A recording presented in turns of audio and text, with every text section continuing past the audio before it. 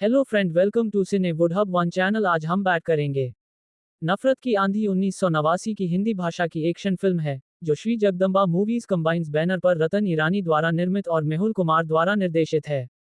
इसमें धर्मेंद्र, जितेंद्र, अनीता राज, माधवी मुख्य भूमिका में हैं और संगीत बप्पी लाहिड़ी ने दिया है।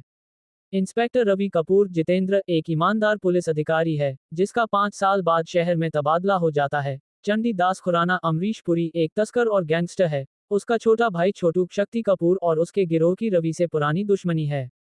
सोनू दादा धर्मेंद्र जो अपराध की दुनिया में है, एक क्लब चलाता है जिसे रवि बंद कर देता है और उसे गिरफ्तार कर लेता है। सोनू रवि पर हमेशा उससे झगड़ा करने के लिए गुस्सा होता है।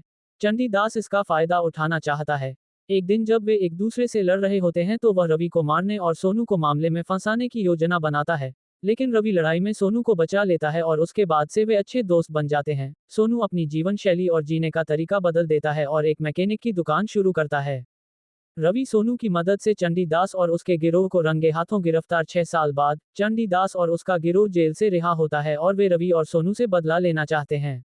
एक दिन रवि को बहुमूल्य एंटीक ज्वेलर्स की सुरक्षा के लिए एक विशेष ड्यूटी पर नियुक्त किया जाता है। चंडी दास उन ज्वेलर्स को हासिल करना चाहता है, इसलिए वह रवि और सोनू के बच्चों का अपहरण कर लेता है और रवि से उन ज्वेलर्स को लाने के लिए कहता है, लेकिन रवि उनके सामने आत्मसमर्पण नहीं करता है, इसलिए वे चेतावनी के तौर पर सोनू के बच्चे को मार देंगे। राधा भी अपने बच्चे की मौत देखने के लिए मर जाती है।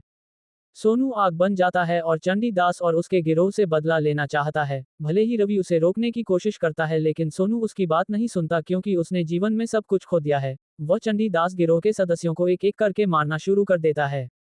वहां रवि उन्हें पकड़ने की योजना बनाता है। वह ज्वेलर्स को चंडी दास को देने के लिए सहमत होता है, लेकिन वे उसे अपनी हिरासत में रखते।